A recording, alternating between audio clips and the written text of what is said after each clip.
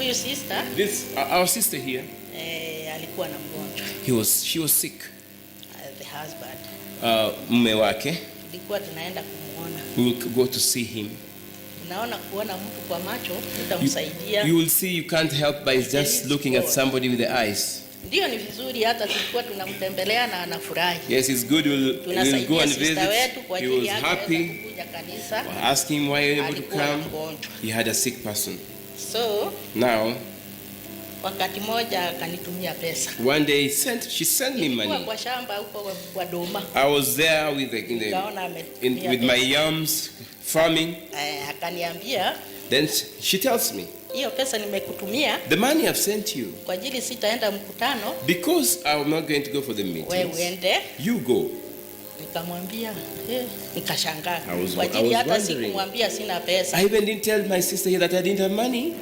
Hiyo kitu ikanishika kwa roho. That took me in my heart. Nikampigia nikamwambia. Then I called her. Ndio nitaenda. I told her that I'll go. Lakini nunua handkerchief. But just buy a handkerchief. Niende ikaobewe nilete. Let it go to be prayed for and I'll bring it. Sasa akaniambia sijui anunue ape kijana yake juu angeweza kukuja. Nikasikia hapana. Then he said she says that you'll have to maybe buy and give the son. I said no. Nikamwambia nitanunua mwenyewe. I told her I'll buy it myself. Nikaona nitachelewa nikatuma msichana yangu. I said that I saw I'll be late, so I sent my daughter. Yeah, alinunua lakini hakupeana Saturday. She bought but she didn't give it on Saturday. Alinunua, alikuja nayo Sunday. She came with it on Sunday. Na mimi nilikuweko. And I was there. But ni yeye alileta. But it was her who brought it. Vile iliombewa hapa. When it was prayed for here, nikachukua hiyo handkerchief. I took the handkerchief. Sikutaka ishikwe na mtu mwingine. I even didn't want any person to touch it. I put it in my money purse. Siku tatu.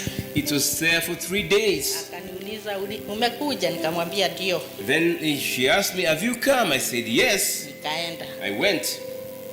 Ana nyumba mbili, kuna moja mzee alikuwa analala huko na ingine hapa. She had 2 houses, one where the husband was sleeping and this one here. Nikamwambia, I told her, akuje tuingie kwa hiyo nyumba tukaongea. Let us go to that house. That's how we prayed. We talked. Tulipoongea, when we talked, nikamwambia, I told her, naogopa huyu mzee wake. Because I fear you. Because I fear the husband. Yes. Nikamwambia wewe, I told her, you go give him and say, this one has been prayed for. And then there was somewhere I was telling her. She kept quiet. He said, no, it is you who will take to him. Even if I'm afraid, I don't know how he'll take it. Let's just go. He was very weak, so we went. He was holding himself, coming. He sat on the chair. I spoke to him. The good thing he does, when you speak to him the word, he listens. Many times, at times he asks the sister, why don't you preach like Mama Joshua? We spoke. I told him about that handkerchief. He didn't refuse.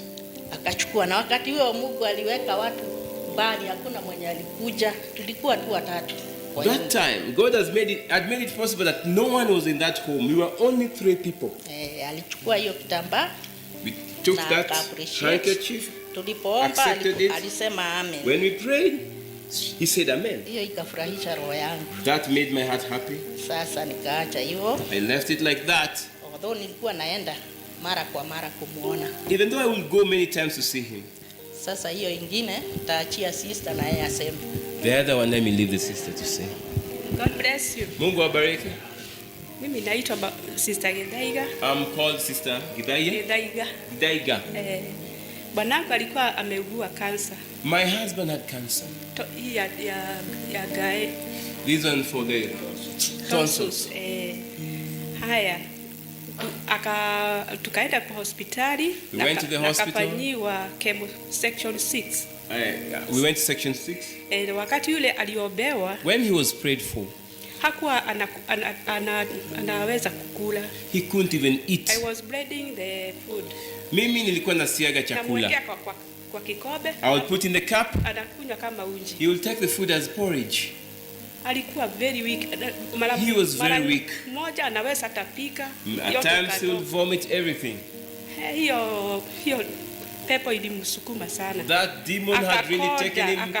He had really gone, the weights had really gone down. Hangeweza kukaa chini ama kulala. He couldn't even sit or sleep. Lakini wakati ule aliletewa hiyo kitambaa. But when this handkerchief was brought, nikampelekea chakula. I took him food. Akakula. He ate. Hata nyama. I even gave him meat.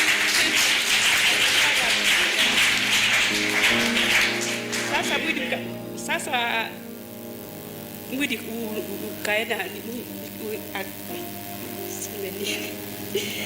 ukamrudia.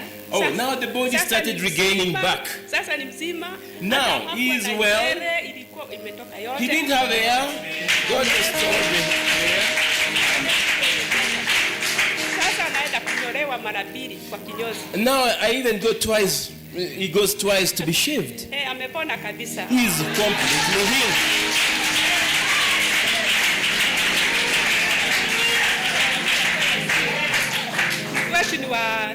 Wa rehema, alimrehemu. Our God is so gracious and is in our midst.